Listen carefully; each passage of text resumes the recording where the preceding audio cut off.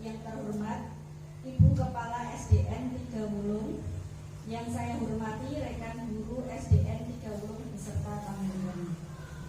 Marilah kita panjatkan puji syukur kehadirat Allah Subhanahu wa Ta'ala yang telah melimpahkan kenikmatan, kesehatan, dan kesempatan sehingga pada siang hari ini kita dapat berkumpul untuk mengikuti kegiatan diseminasi budaya positif oleh calon guru penggerak angkatan 7 Kabupaten Blora.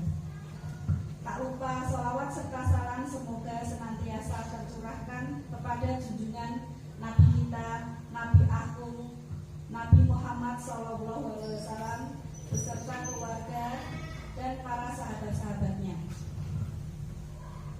Karena berkat beliau kita dapat menikmati kehidupan yang penuh dengan kemuliaan ini. Amin, amin ya rabbal alamin.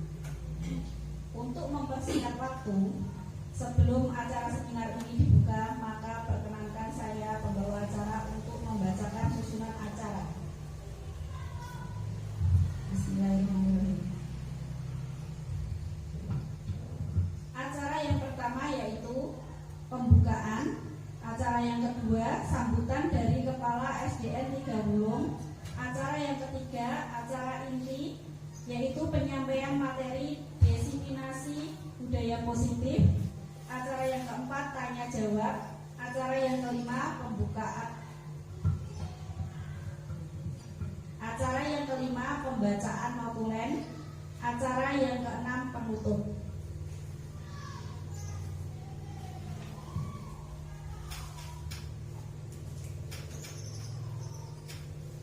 Untuk mempersingkat waktu, marilah kita buka acara hari ini dengan bacaan basmalah bersama-sama. Bismillahirrahmanirrahim. Kita lanjutkan untuk acara berikutnya, yaitu sambutan dari Ibu Kepala SDN 3 Wulung yang akan diwakili oleh Ibu Amalia Siti Rukmini SPDSD. Kepada beliau kami persilakan.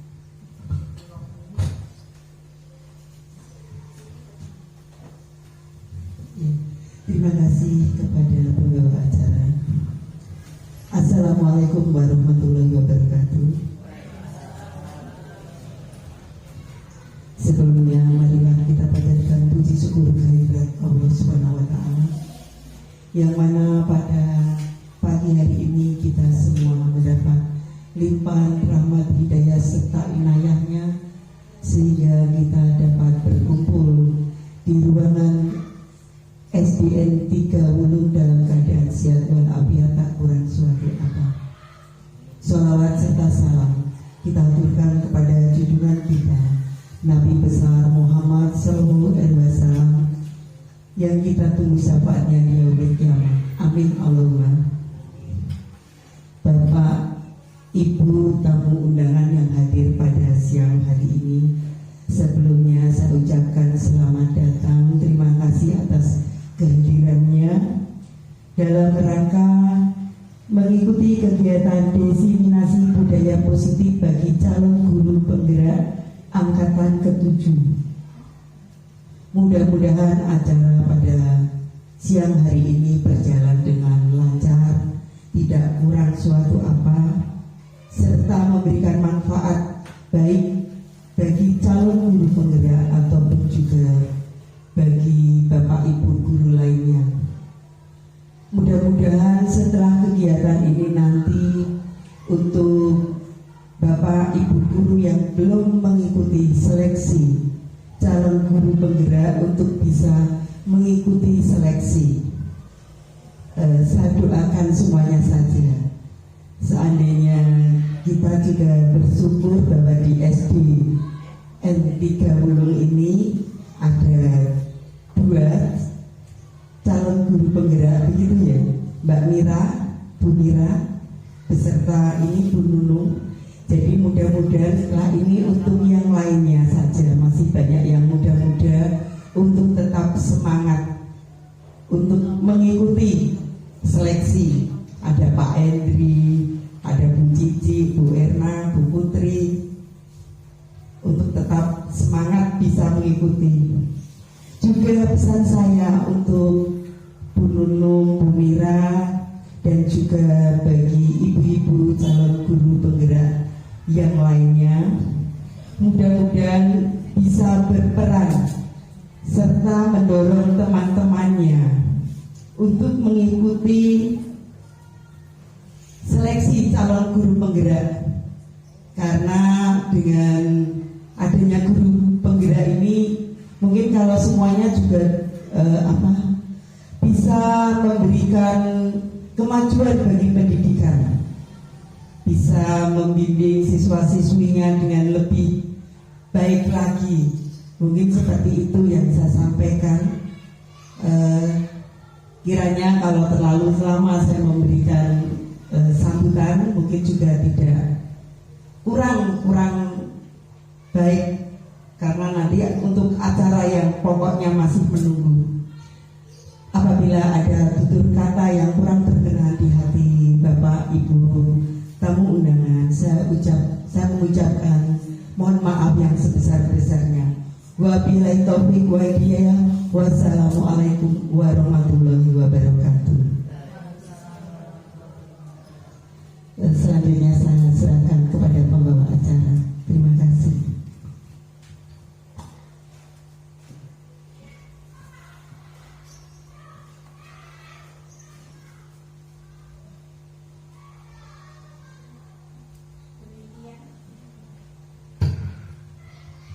Demikian sambutan dari Ibu Kepala SDN 3 Wulung yang diwakili oleh Ibu Amalia Siti Rukmini.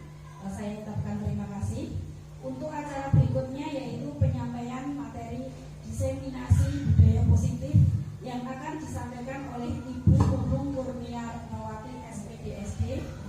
Kepada Ibu Nunung, waktu sepenuhnya kami serahkan.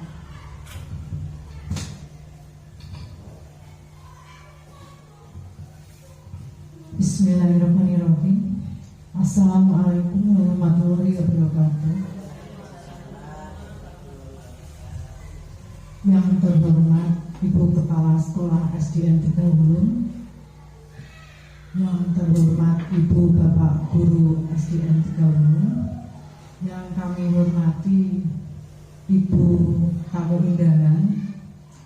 Pertama-tama marilah kita panjatkan puja dan puji syukur kehadirat Allah Subhanahu wa Ta'ala, bahwa pada siang ini kita bisa berkumpul di ruang kelas ini dalam rangka penyampaian menyebarkan pemahaman dan pengalaman penerapan budaya positif. Nah, ini merupakan tugas saya sebagai CGP Angkatan ke-7. Dalam CGP Angkatan ke-7 ini ada 4 modul. Modul pertama ada 4 subtema modul ya. Nah, di sini ini tugas saya aksi nyata modul ke 1.4 yaitu budaya positif. Tugas saya di sini yaitu untuk melaksanakan pengimbasan yang telah saya pelajari dari modul 1.4 ini mengenai budaya positif.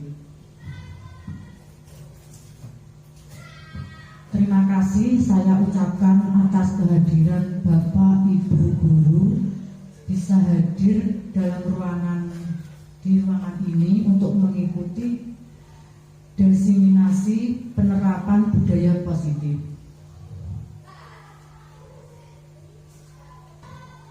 Sebelumnya saya ucapkan selamat datang para guru hebat.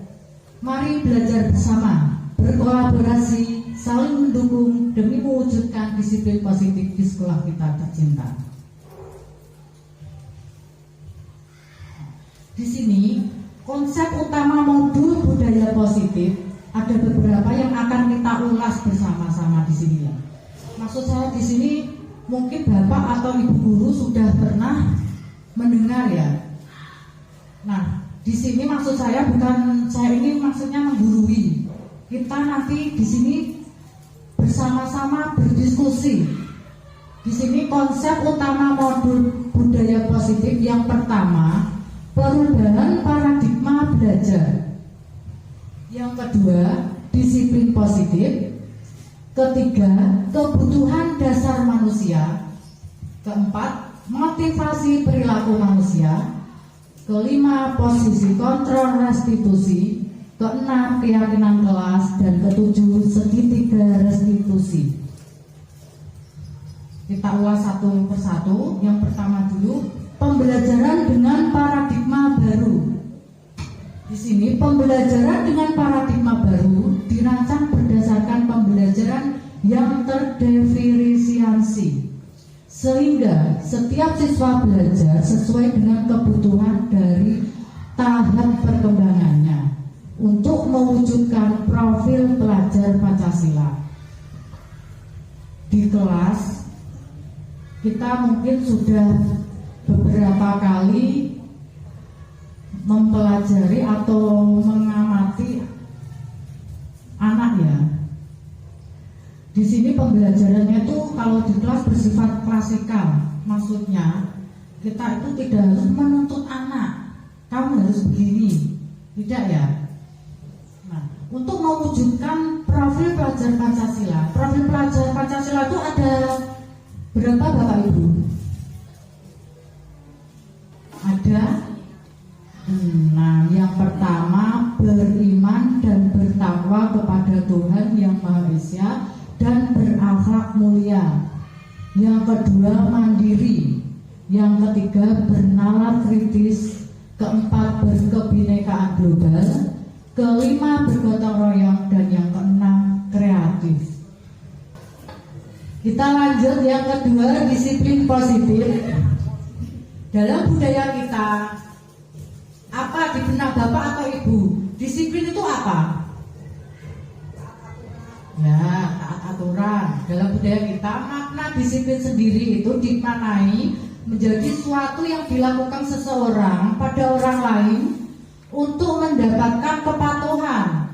Kita cenderung menghubungkan kata disiplin dengan ketidaknyamanan. Anak-anak misalnya disuruh kamu harus taat pada peraturan, dia sudah merasa takut, dia sudah merasa terancam.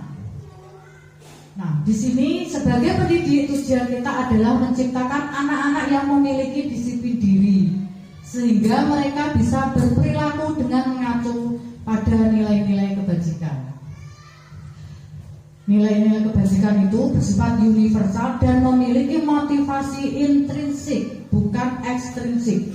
Jadi anak itu merasa takut itu dari dalam dirinya sendiri, bukan karena unsur yang dari luar. Saya harus patuh pada peraturan, saya harus begini, saya harus begini. Itu harus timbul dalam diri anak tersebut, bukan karena ingin mendapat penghargaan, bukan karena ingin mendapat pujian, takut dimarahin bu guru, saya harus begini. Jadi di sini nilai-nilai kebajikan universal dan memiliki motivasi intrinsik, bukan ekstrinsik.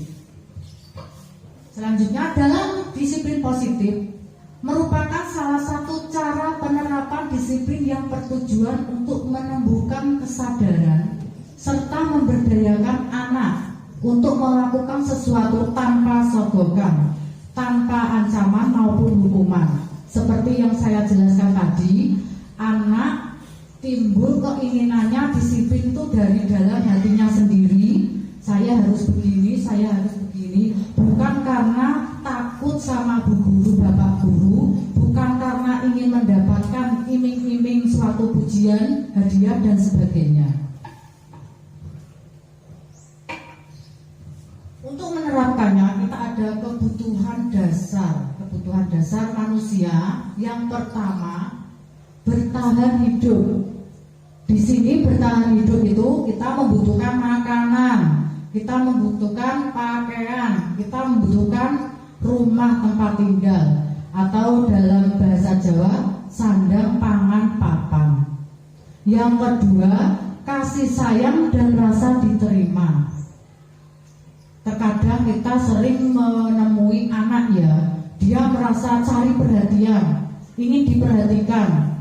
Kalau di rumah mungkin mereka kurang kasih sayang, sehingga di sekolah kadang merasa sama ibu bapak guru sering mendekati, terus duduk, terus merangkul-merangkul. Itu di sini kebutuhan dasar anak itu kasih sayang dan rasa diterima. Dan yang ketiga, penguasaan. Penguasaan ini, anak merasa ingin berkuasa. Saya ingin menguasai teman-temannya di situ. Jadi kebutuhan dasar anak ini, dia ingin berkuasa. Yang keempat, kebebasan. Anak merasa ingin bebas, tidak terikat oleh peraturan dan sebagainya. Dia ingin bebas, bebas mengekspresikan yang ada di dalam dirinya itu. Yang kelima, kesenangan. Di sini anak senang dalam arti dia menerima pelajaran, dia merasa senang, dia merasa nyaman, gitu ya, kesenangan.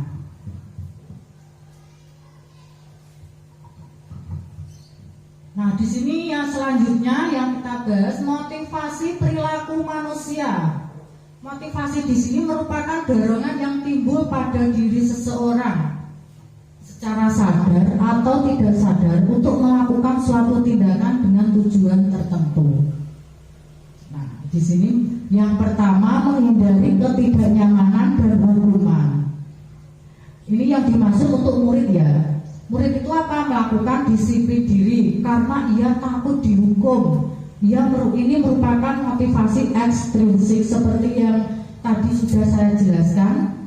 Anak merasa takut, akhirnya dia takut dihukum, dia melakukan disiplin. Disiplin itu bukan berasal dari dirinya sendiri.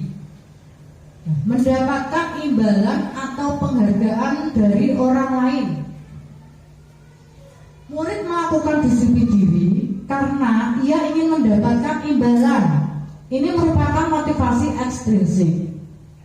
Di sini anak seperti yang juga sudah saya jelaskan, saya mau disiplin supaya saya mendapatkan hadiah, saya mendapatkan imbalan, ya, pujian. Itu bukan ya. Dan yang ketiga, menghargai nilai-nilai kebajikan diri sendiri. Di sini murid melakukan disiplin diri karena sadar. Dia sadar akan apa? Akan nilai kebajikan dirinya. Nah, di sini merupakan motivasi intrinsik. Jadi dari ketiga motivasi perilaku manusia ini, yang bagus yang mana? Yang intrinsik, betul. Selanjutnya, konsep disiplin dengan identitas gagal. Di sini timbul hukuman. Hukuman itu sangat menyakitkan bagi yang dihukum. Anak akan merasa tidak nyaman. Anak akan merasa takut. Anak akan memaksakan. Ya, anak akan menyembunyikan kesalahan. Misalnya dia berbuat salah, dia tidak akan mau mengakuinya. Karena apa? Dia takut dihukum. Dan anak tersebut akan merasa rendah diri. Yang kedua, identitas gagal, yaitu yang kedua adalah penghargaan. Di sini penghargaan itu ada dampak positifnya dan dampak negatifnya. Nah, untuk penghargaan di identitas gagal sangatlah tidak efektif. Karena apa? Karena jika saya ingin begini supaya saya mendapatkan penghargaan, mendapatkan pujian dari Bapak Ibu guru, itu tidak efektif. Yang kedua, merusak hubungan murid yang satu dengan murid yang lainnya, saling iri. Dan yang ketiga, mematikan kreativitas anak tersebut. Selanjutnya, menghukum dengan sistem ranking. Nah, sekarang ini untuk rapot sudah tidak ada ranking. Karena apa? Jika kita memberikan ranking, anak yang rankingnya di bawah, nanti dia merasa rendah diri, merasa malu, diolok-olok sama temannya. Jadi ini penghargaannya itu tidak efektif. Dan yang terakhir, merampas hak menghargai dirinya. Lanjut. Di sini konsep disiplin dengan identitas sukses. Konsekuensi. Kita tahu konsekuensinya itu apa? Konsekuensi itu apa? di sini konsekuensi itu adalah penguatannya jangka pendek. Jangka pendek berarti apa? Misalnya ada anak yang menumpahkan minuman, segera dibersihkan. Perlu memonitoring berkelanjutan. Di sini jika yang menumpahkan minuman tadi, yang membersihkan kita monitoring, kita pantau apakah dia sudah benar-benar membersihkan apa belum. Yang ketiga, stimulus dan respon. Kita merintah anak tersebut yang menumpahkan minuman tadi, respon anak tersebut bagaimana? Apa langsung dibersihkan, apa nanti begitu. Selanjutnya, murid menghormati peraturan yang dibuat. Jika anak-anak tersebut melanggar, dia tahu konsekuensinya. Saya begini, saya konsekuensinya harus begini. Seperti tadi contohnya, saya menumpahkan botol air atau minuman, saya harus segera membersihkannya. Kehilangan waktu untuk merenungi kesalahan. Selanjutnya, restitusi. Ini yang saya pelajari dalam modul 1.4 yang saya jumpai baru di modul 1.4 budaya positif ini mengenai restitusi. Di sini restitusi yaitu murid bertanggung jawab untuk perilakunya. Dia dengan kesadaran bertanggung jawab atas kesalahannya tadi. Ada misalnya, oh ya saya menumpahkan minuman, saya harus begini. Yang kedua, fokus pada pemecahan masalah jangka panjang. Ketiga, murid menghormati dirinya dan orang lain. Dia menghormati dirinya, saya salah, saya harus begini, dan temannya pun merasa dihormati dan dihargai. Yang keempat, teori kontrol. Di sini dirinya memegang kontrol. Dalam restitusi ini, teori kontrol sangat berguna. Yang kelima, murid bersemangat untuk memperbaiki kesalahannya. Jadi murid tidak malas-malasan, tidak menunda-nunda, dia tahu akan kesalahannya. Selanjutnya, konsep disiplin pendekatan restitusi, yaitu sebuah cara menanamkan disiplin positif pada murid. Nah, tadi pengertian restitusi itu, restitusi adalah proses menciptakan kondisi bagi murid untuk memperbaiki kesalahan mereka sehingga mereka bisa kembali pada kelompok mereka dengan karakter yang lebih kuat menurut Gosen tahun 2004.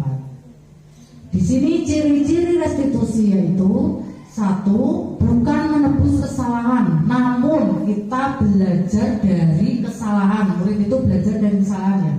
Yang kedua, memperbaiki hubungan. Dan yang ketiga, tawaran bukan paksaan. Keempat, menuntun untuk melihat ke dalam diri. Kelima, mencari kebutuhan dasar yang mendasari tindakan. Dan yang keenam, fokus pada karakter bukan tindakan. Ketujuh, menguatkan dan fokus pada solusinya. Perbedaan di sini ada contoh kasus siswa sering tidak mengerjakan PR. Hukuman, posisi namanya hukuman ya. Guru itu menghukum siswa tersebut hormat bendera selama 10 menit. Guru marah dan menjadi murid takut.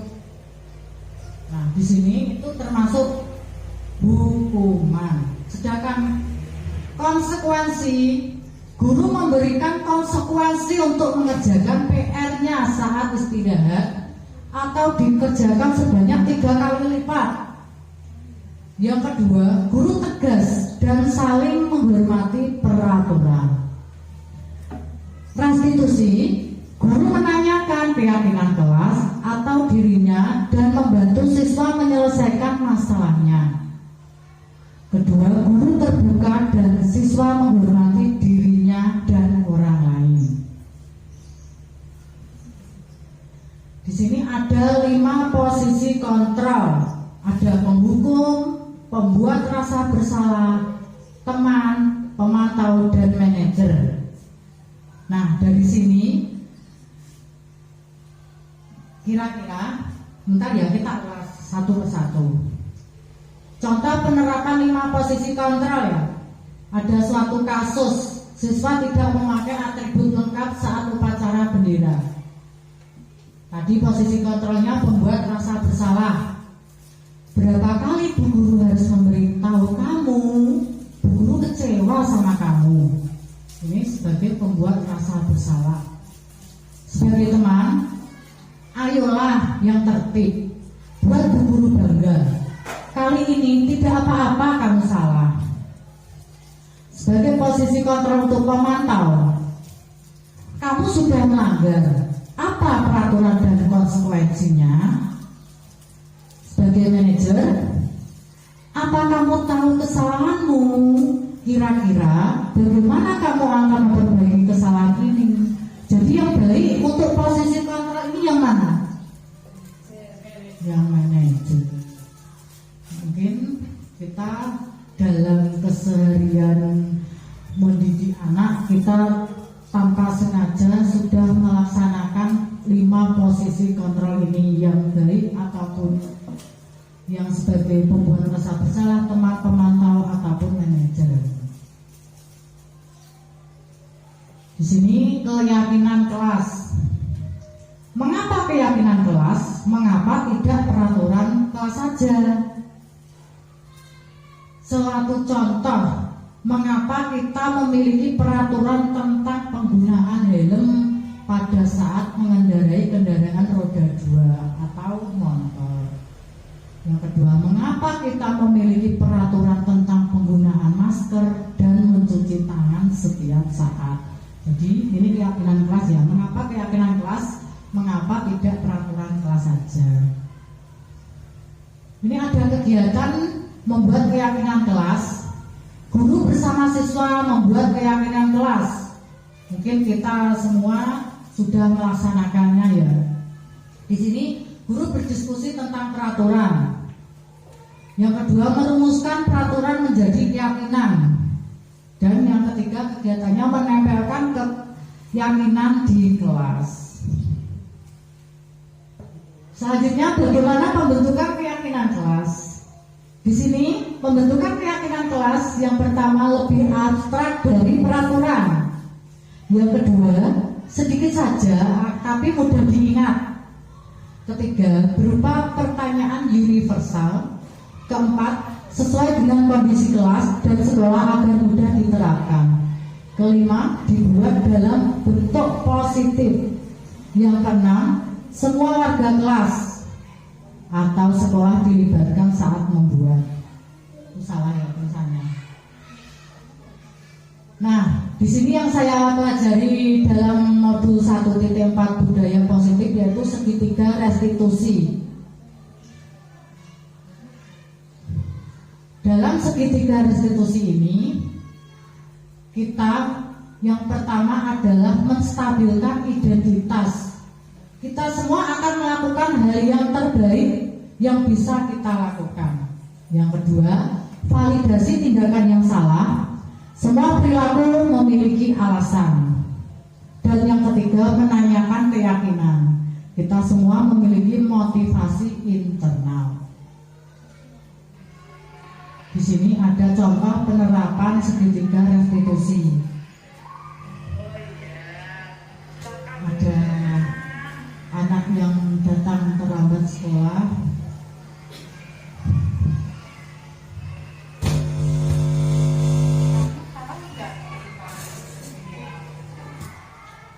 Anak tersebut dipanggil.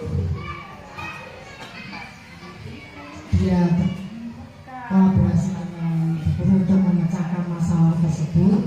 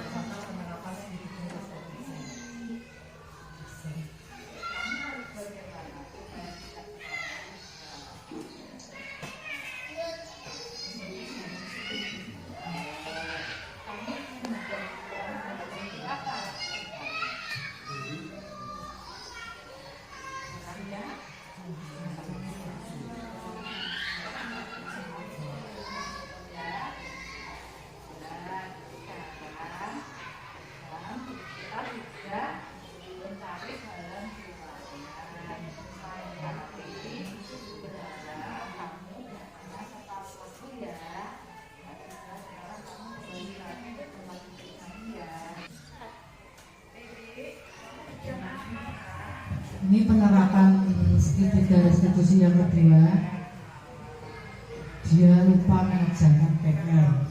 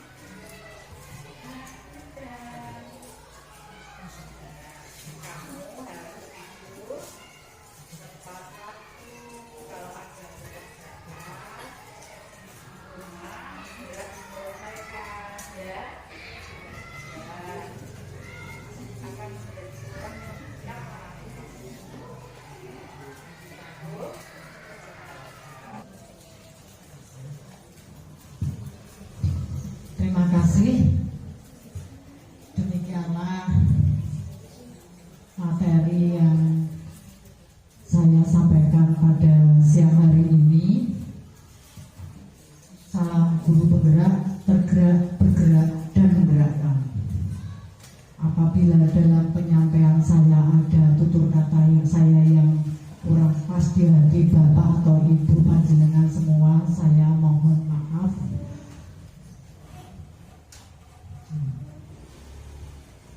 Cukup sekian, terima kasih. Wassalamualaikum warahmatullahi wabarakatuh.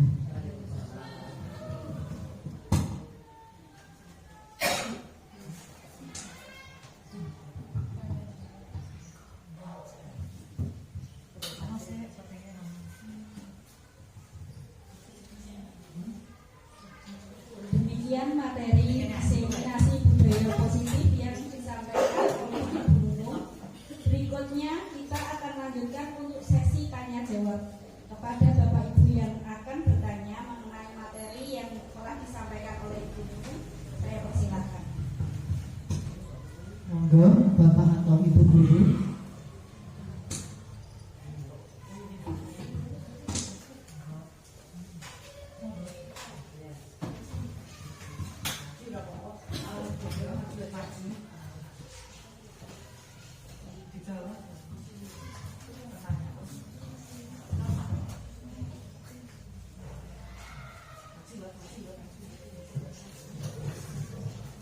Assalamualaikum warahmatullahi wabarakatuh.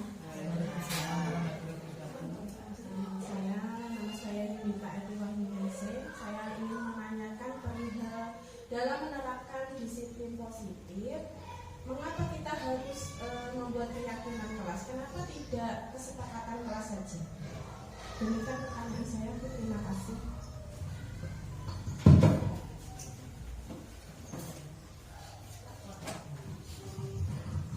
Monggo, ada yang lain? Mas Al.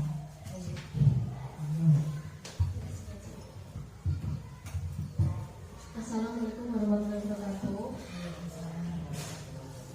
Perkenalkan, nama saya Mira Alfianita. Saya ingin menanyakan perihal pembelajaran berdiferensiasi. Mengapa kita harus melakukan pembelajaran itu berdiferensiasi? Itu aja. Terima kasih.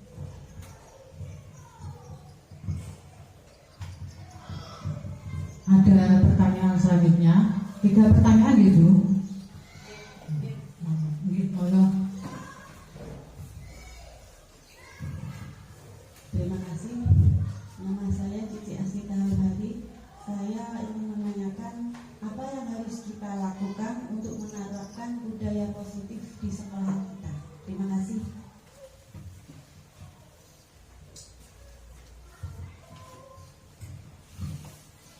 Terima kasih atas pertanyaan Ibu.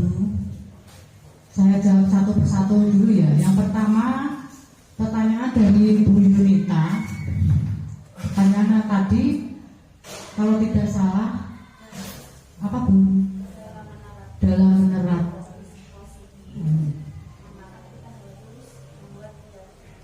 Ya. Mengapa kita harus membuat keyakinan kelas, bukan peraturan kelas saja? Di sini begini ya Bapak Ibu.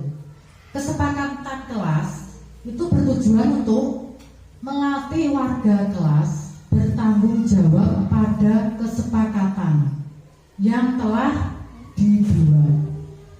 Begitu juga dengan istilah keyakinan kelas. Keyakinan kelas itu tidak hanya membuat kesepakatan, tapi anak juga harus meyakininya dan menerapkannya secara sadar, secara mandiri, tanpa pengaruh dari luar. Sudah jelas Bu? Ya, sama-sama. Dan yang kedua Bu Cici tadi, Bu Mira ya maaf. Nah di sini pembelajaran diferensiasi itu kita memberikan layanan belajar yang berbeda pada siswa. Karena apa? Menyadari bahwa setiap siswa itu adalah individu yang unik, tidak sama. Antara siswa yang satu dengan siswa yang lain itu tidaklah sama. Untuk memahami kondisi siswa, maka di awal pembelajaran guru melakukan tes diagnostik. Tes awal ini berguna untuk apa? Untuk mengetahui anak, gaya belajar, juga hal-hal yang lain yang berkaitan belajar siswa di rumah tersebut. Sampun, Bu Mira. Dan yang ketiga, kita harus apa Bu tadi berkolaborasi.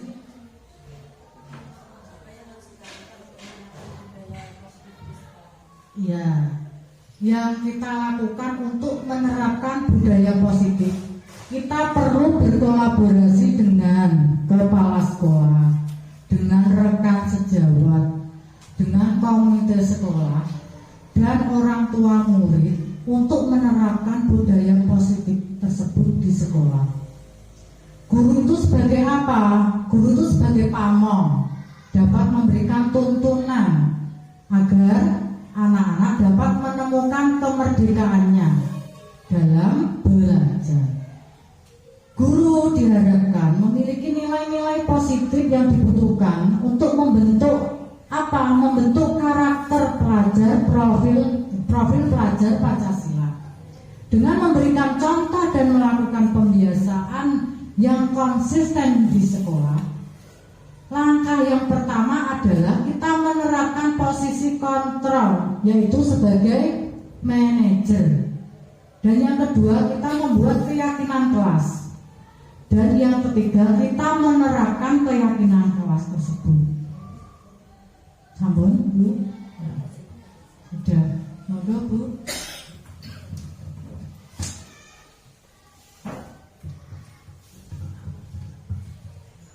Demikianlah sesi tanya jawab. Berikutnya acara kita lanjutkan dengan pembacaan notulen yang akan disampaikan oleh Ibu Puspita Dewi kepada Ibu Irma. Waktu sepenuhnya kami serahkan. Assalamualaikum warahmatullahi wabarakatuh. Pembacaan notulen diseminasi budaya positif di SDN 3 Wulung pada hari Senin 30 Januari 2023. Susunan acara sebagai berikut. Yang pertama, pembukaan. Yang kedua, sambutan dari Ibu Kepala Sekolah SDN 3 Wulung. Acara ketiga, acara inti materi diseminasi budaya positif yang disampaikan oleh Ibu Nunung Kurnia Rahmawati SDGSD. Acara yang keempat, tanya jawab. Acara kelima, penutup. Pada acara pembukaan telah dibuka dan bacaan basmalah bersama-sama. Acara kedua diisi dengan sambutan Ibu Kepala Sekolah SDN 3 Wulung, mengaturkan ucapan terima kasih kepada Bapak Ibu guru semua dan tamu undangan. Dan yang kedua, semoga acara ini nanti berjalan dengan lancar. Acara sambutan yang ketiga tentang himbauan kepada Bapak Ibu guru yang belum mengikuti CGP untuk supaya bisa ikut dan bisa lolos seleksi mengikuti jejak dari Ibu Nunung Kurnia. Acara yang ketiga tentang acara inti penyampaian materi diseminasi budaya positif dengan topik diseminasi adalah menyebarkan pemahaman dan pengalaman penerapan budaya positif di SDN 3 Wulung. Yang pertama tentang perubahan paradigma belajar. Paradigma baru dirancang berdasarkan prinsip pembelajaran yang terdiferensiasi sehingga setiap siswa belajar dengan kebutuhan tahap perkembangannya untuk mewujudkan profil pelajar Pancasila. Yang kedua tentang topik disiplin positif. Disiplin positif ini merupakan salah satu cara penerapan yang bertujuan untuk menumbuhkan kesadaran serta memberdayakan anak untuk melakukan sesuatu tanpa sogokan, ancaman maupun hukuman. Materi yang ketiga tentang motivasi perilaku. Yang dimaksud di sini adalah menghindari ketidaknyamanan, mendapatkan imbalan atau penghargaan dari orang lain, serta menghargai nilai-nilai kebajikan diri sendiri. Topik yang keempat adalah tentang kebutuhan dasar manusia, yaitu terdiri dari pertama untuk kebutuhan bertahan hidup, kemudian yang kedua tentang kasih sayang dan rasa diterima, yang ketiga tentang penguasaan, dan yang keempat kebutuhan untuk kebebasan. Kebutuhan dasar yang terakhir adalah kesenangan. Topik yang selanjutnya atau materi yang selanjutnya adalah tentang posisi kontrol restitusi, di mana posisi kontrol itu ada 5, yaitu yang pertama penghukum, kedua pembuat rasa bersalah, yang ketiga adalah posisi teman, posisi keempat adalah pemantau, dan yang terakhir yang diharapkan sebagai guru atau pendidik adalah memposisikan kita sebagai manajer. Materi yang selanjutnya itu adalah tentang keyakinan kelas. Dalam pembuatan keyakinan kelas di sini perlu adanya peran siswa dan guru. Selain itu juga harus mengalami suatu diskusi agar mencapai suatu kesepakatan mutlak di sekolah. Diskusi tersebut mencakup guru dengan siswa antar siswa itu sendiri. Setelah kesepakatan itu dibentuk, kemudian baru anak berusaha untuk memahami dan meyakini agar anak itu tidak melanggarnya. Materi yang terakhir tentang segitiga restitusi. Segitiga restitusi ada 3 tahapan. Yang pertama, menstabilkan identitas. Jadi kita semua akan melakukan hal terbaik yang bisa kita lakukan. Segitiga restitusi yang kedua itu tentang validasi tindakan yang salah. Jadi semua perilaku memiliki alasan. Segitiga restitusi yang terakhir adalah tentang menanyakan keyakinan. Kita semua memiliki motivasi internal. Acara selanjutnya adalah tentang sesi tanya jawab. Tadi ada 3 penanya. Yang pertama itu dari Ibu Yunita Enti Wahyuningsih SPD, bertanya tentang bagaimana menerapkan disiplin positif. Kemudian mengapa kita harus membuat keyakinan kelas dan kenapa tidak kesepakatan kelas.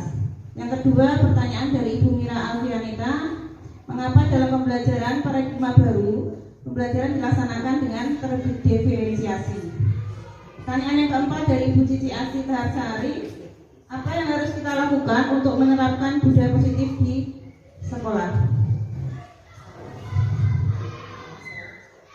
Untuk pertanyaan ini, yang pertama, kesepakatan kelas juga bertujuan untuk melatih warga kelas bertanggung jawab pada kesepakatan yang telah dibuat. Begitu juga dengan istilah keyakinan kelas. Keyakinan kelas tidak hanya membuat kesepakatan, tetapi anak juga harus meyakini dan menerapkannya secara sadar, mandiri, dan tanpa pengaruh dari luar.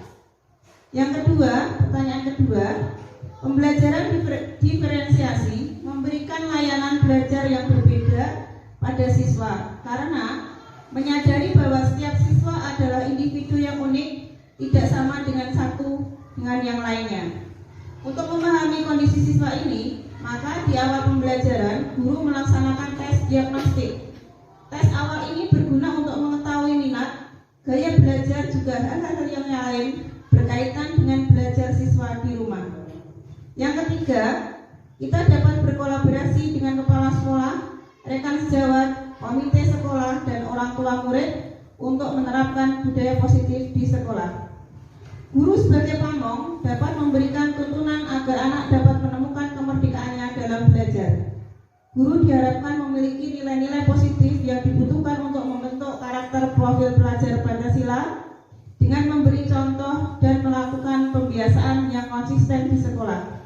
Langkah yang pertama adalah menerapkan posisi kontrol manajer. Yang kedua adalah membuat keyakinan kelas, dan yang ketiga menerapkannya di kelas. Acara terakhir penutup. Demikian pembacaan notulen pada acara diseminasi pada hari ini. Apabila ada salah kata mohon dimaafkan. Wassalamualaikum warahmatullahi wabarakatuh.